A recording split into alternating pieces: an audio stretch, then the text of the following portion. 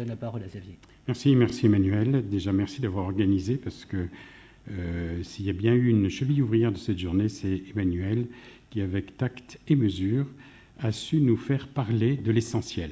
De l'essentiel, pourquoi ? Parce qu'effectivement, on a vu dès ce matin qu'on était en phase avec l'exercice médical. Et effectivement, on n'était plus dans l'éthique et la philosophie pure, mais on était en phase totale avec le patient, le médecin et le progrès, la recherche scientifique et le soin.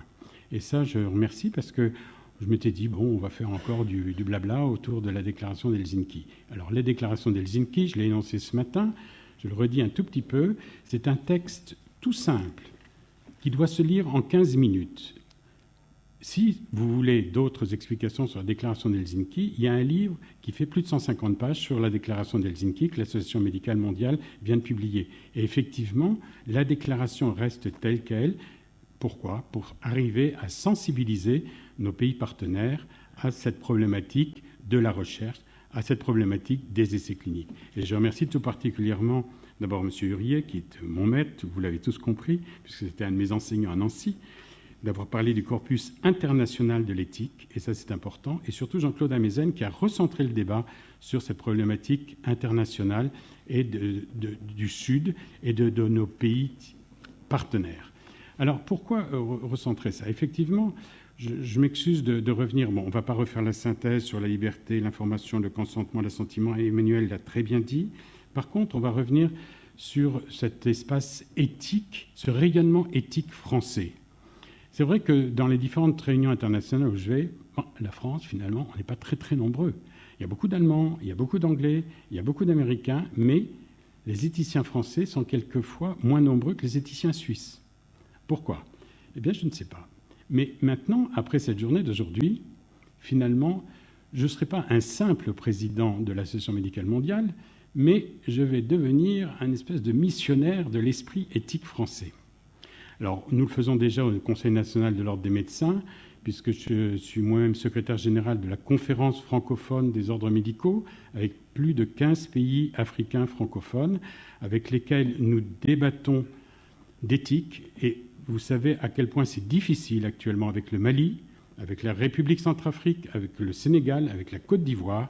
Et quand on sait que la dernière visite que j'ai faite en Afrique, il y a moins d'un mois, alors que Boko Haram venait d'agir au détriment de toutes ces jeunes filles, on m'a dit « Mais Xavier, tu sais... » Non, je ne sais rien. Moi, j'étais scandalisé par ce qui venait d'arriver. Ce qui vient d'arriver, c'est à cause de l'image que donne la France. Et on voit à quel point il y a encore tout un travail au niveau mondial à faire pour que l'esprit de la France soit correctement compris. Parce que c'est quand même assez inadmissible qu'un des responsables d'État africains puisse me dire « Xavier, c'est à cause de l'image que donne la France que Boko Haram est obligé de kidnapper plus d'une centaine de jeunes filles. » Voilà par exemple ce que l'on vit quand on voyage dans les différents pays du monde.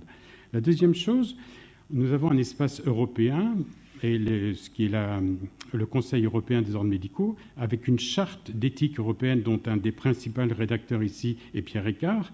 Et c'est-à-dire qu'on a essayé de sensibiliser nos différents États européens, en particulier pour la rédaction, par exemple, de la dernière directive sur les essais cliniques, qui demande européenne à ce que tout patient puisse bénéficier du retour sur les bénéfices secondaires aux essais auxquels il a participé.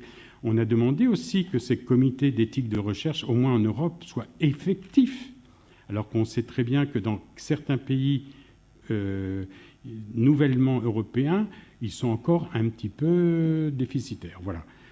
Simplement, ce que je voulais vous dire, c'est que dans cet esprit de la mondialisation, il faut qu'on dépasse notre esprit français, qu'on puisse rayonner de cette francophonie, car nous sommes et nous restons un des pays principaux vecteurs de cet esprit éthique qui anime le monde et dont les pays émergents ont tellement besoin. Il ne s'agit pas de les aider, il ne s'agit pas de leur dire comment il faut faire, il s'agit de les écouter, de les respecter et surtout de les accompagner.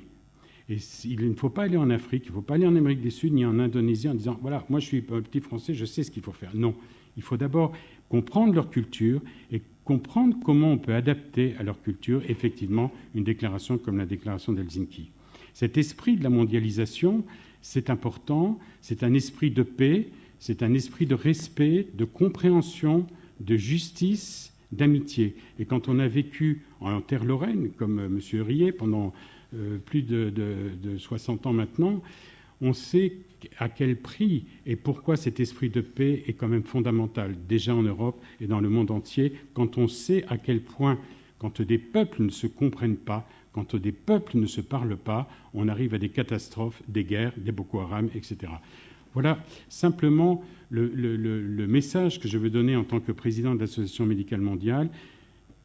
La qualité des soins, certes, les recherches, certes, mais surtout, n'oublions jamais que la France est un des principaux vecteurs de paix et de recherche médicale dans le monde et qu'il nous faut nous comprendre, nous respecter et savoir écouter, savoir regarder les autres avec un esprit de bienveillance afin de mieux les accompagner et non pas imposer nos réflexions. En tout cas, je vous remercie beaucoup pour toute cette journée. Merci encore une fois Emmanuel, avec lequel je redis ce que j'ai dit ce matin. En l'espace d'1 heure à Marseille, dans un brouhaha épouvantable, deux consciences se sont rencontrées. Moi, je lui expliquais mon pauvre petit exercice médical et lui me traduisait en mots éthiques tout ce que je lui disais. Bravo Emmanuel. Et aujourd'hui encore, tu as su faire cette métamorphose. Merci. Merci.